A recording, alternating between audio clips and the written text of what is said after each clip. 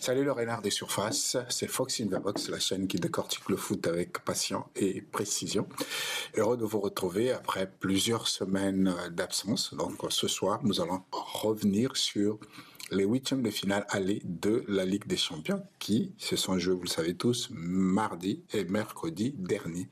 On va faire un petit bilan puisqu'on n'a pas eu le temps de revenir sur ces matchs, à savoir que on a eu 4 matchs mardi, 4 matchs mercredi avec des résultats intéressants et on va un peu analyser ces résultats en sachant que 6 clubs anglais partaient donc en ce début des huitièmes de finale aller et le bilan est catastrophique pour le football anglais.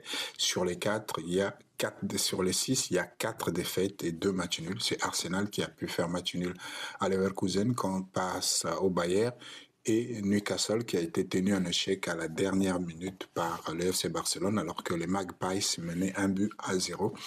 Lamine Yamal a égalisé sur penalty à la toute dernière minute, privant ainsi Newcastle d'une victoire probante pour le match retour, surtout une deuxième victoire dans l'histoire face au Barça après celle qui remonte dans les années, à la fin des années 90 avec notamment un triplé de Fausto Asprilla, l'attaquant colombien. Alors Arsenal a fait match nul, Newcastle a fait match nul, et quant aux autres Anglais, c'était la catastrophe, à part Liverpool qui a perdu par un seul but d'écart face à Galatasaray à Istanbul, dans le stade bouillon à Istanbul. Les autres clubs anglais ont vécu des soirées catastrophiques puisque Tottenham et Chelsea ont pris 5-2. Tottenham a été battu par l'Atlético de Madrid 5-2 et Chelsea a été battu à Paris par le PSG 5-2. Et de l'autre côté, à Madrid, le Real a laminé City 3-0. Donc être nombreux en huitième de finale ne suppose pas que l'on puisse se qualifier directement. Mais il y a encore le match retour. On sait qu'en matière de foot, en matière de sport, que rien n'est acquis. On peut perdre 5-2 et gagner 4-0 voilà. Et 3-0, surtout que depuis 2 saisons, la loi du but à l'extérieur n'existe plus. Donc, c'est l'égalité parfaite, le nombre de buts marqués par chaque équipe qui compte. Quand vous perdez 5-2, vous gagnez 3-0. Il fallait nécessairement gagner 3-0 il y a encore quelques années pour se qualifier. Donc on peut gagner également avec 3 buts d'écart et se qualifier. Alors, comme je l'ai dit, les Anglais n'étaient pas à la fête et donc 4 défaites sur 6 matchs joués avec deux matchs nuls seulement. Et de l'autre côté, on a senti que des équipes qui avaient l'habitude de jouer les cadors tels que le Bayern de Munich et le Real Madrid ont répondu présent puisque le Bayern est allé gagner à Bergame face à l'Atalanta 6-1 avec un époustouflant Michael Olise. C'est de bon augure pour l'équipe de France. On veut de la Coupe du Monde. L'attaquant bavarois a réalisé un doublé et a été le grand bonhomme de cette rencontre. Et de l'autre côté, du côté de Madrid, on a été agréablement surpris et on s'est dit une fois de plus que la Ligue des Champions arrivait à transcender non seulement le Real Madrid, mais tous les joueurs en ce moment. Comment cette équipe fait pour être aussi imprévisible et si, comment dire, elle est capable du pire au moment où on l'attend et de l'extraordinaire au moment où on l'attend pas.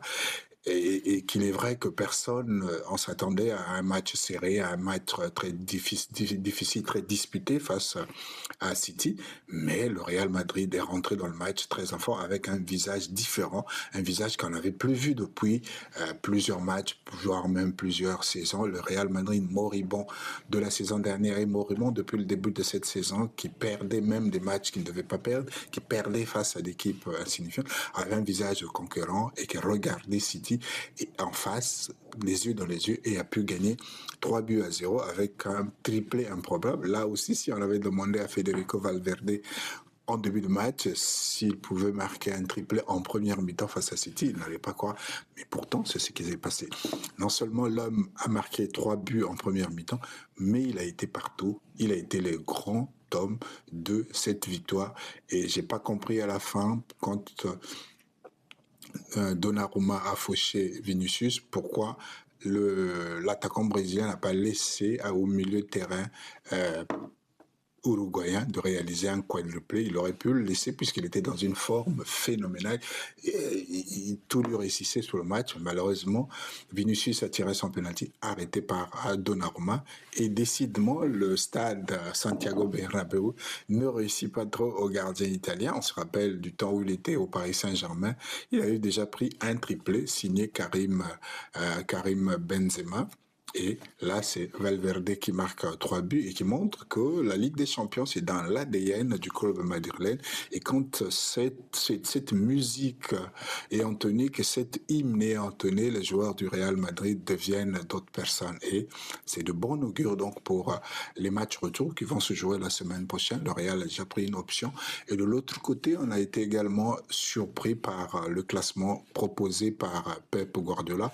On sait que le tacticien catalan a l'habitude de changer son équipe, a l'habitude de tester des choses même pendant les matchs importants et parfois assez sabordés. On a vu lors de la finale de la Ligue des Champions face à Chelsea et on en a vu également contre le Real Madrid, alors qu'il avait depuis quelques mois une équipe sur laquelle il comptait, qui jouait en championnat partout. Et là, tout d'un coup, il a décidé de changer et mal lui on a pris. L'équipe a été laminée, 3 buts à 0. Et là, c'est parce que Vinicius Junior a raté son penalty, sinon le score allait plus être lourd, car le 4e but madrilène. Mais rien n'est encore perdu, comme je l'ai dit. Au foot, tout est possible. On peut perdre 3-0, on peut perdre 4-0, on peut perdre 5-0. Et le match retour déterminera si City peut se qualifier ou non. Mais en tout cas, City est dans une mauvaise posture.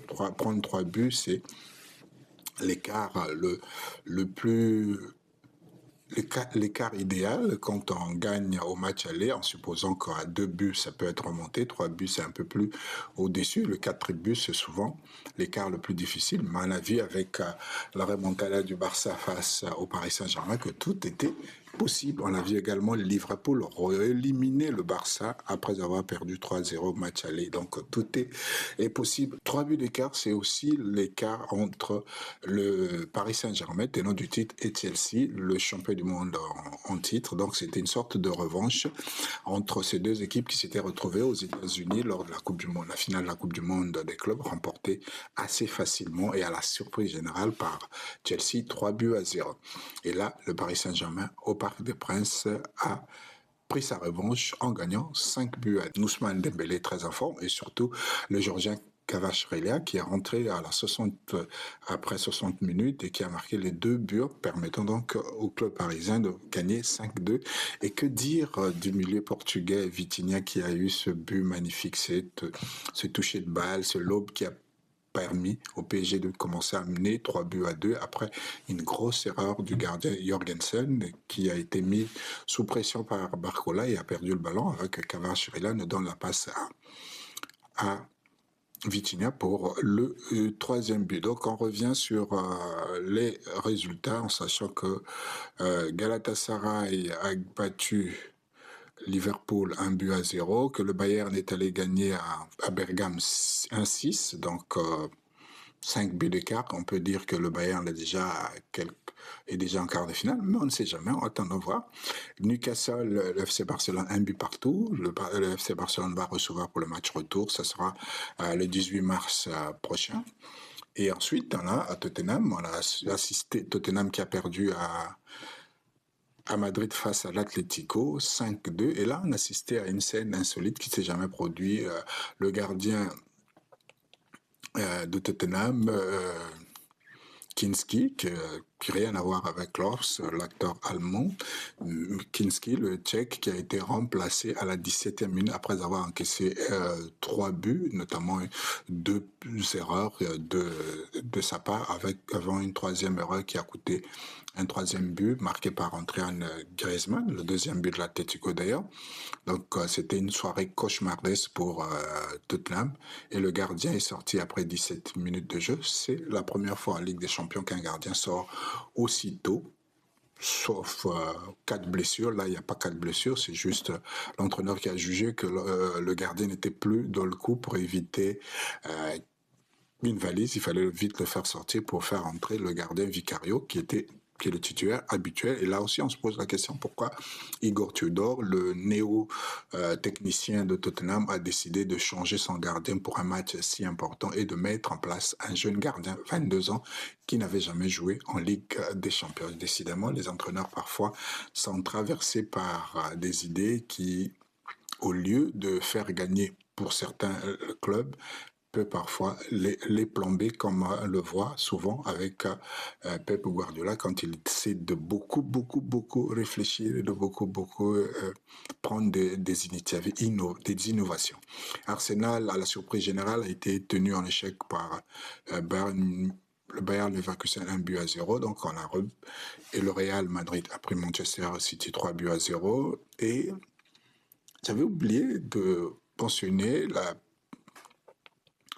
un club qui nous fait plaisir depuis le début de cette Ligue des Champions, c'est le club norvégien de Bodø Glimt, qui est tout loin là, dans le cercle polaire. Et la plupart des grands clubs qui sont arrivés dans ce stade ont pu la tasse, ou plutôt ont eu le nez dans la neige. Alors, on peut citer l'Inter, finaliste de la dernière édition, qui malheureusement a été éliminé au barrage par Bodø Glimt, et Manchester City aussi. Chacun a pris 3 buts, c'est la moyenne quand on va jouer de ce côté de Norvège. Et ça, les Portugais du Sporting du Portugal également ont eu droit à même traitement, 3 buts à 0. Les matchs retour sont prévus pour mardi et mercredi prochain. Donc nous aurons mardi, comme d'habitude, ceux qui ont joué le mercredi vont jouer le mardi. Donc Arsenal, Bayer Leverkusen, Manchester City, Real Madrid, Paris Saint-Germain, Chelsea et Sporting Portugal, Bodø Glimt. Et le mercredi, on aura donc Liverpool, Galatasaray, Bayern Munich, Atalanta, Bergame, FC Barcelone, Newcastle et Tottenham, Atlético Madrid, en espérant avoir de retournements de situation, parce qu'il y a des clubs qui doivent jouer, qui doivent qui doivent faire quelque chose pour essayer de se qualifier, surtout les clubs anglais qui ont perdu lourdement. Manchester City 3-0, Tottenham et Chelsea 5-2, et Arsenal qui est dans une position favorable, puisqu'à fait match nul, doit être capable de gagner cette rencontre pour se qualifier, puisqu'Arsenal est le club anglais en forme en ce moment, qui est engagé dans toutes les compétitions, Première Ligue, Coupe d'Angleterre, Coupe de la Ligue, finale contre City dans quelques jours, et puis, bien entendu, la Ligue des Champions. Nous serons là pour vous parler, on reviendra donc pour parler à nouveau de ces matchs, retenant juste que le tenant du titre, le Paris Saint-Germain, a été à la hauteur de sa réputation, alors que depuis quelques jours, on se demandait si les joueurs parisiens étaient fatigués ou non, pourquoi ils n'arrivaient plus à tenir le rythme comme avant. Mais Paris, quant à Chelsea, a montré que Paris, lors des grands rendez-vous, sait se transcender. N'oubliez pas de liker, n'oubliez pas de vous abonner sur Fox Infobox, la chaîne qui décortique le foot avec passion et précision. On se retrouve prochainement pour une autre vidéo, toujours autour du football.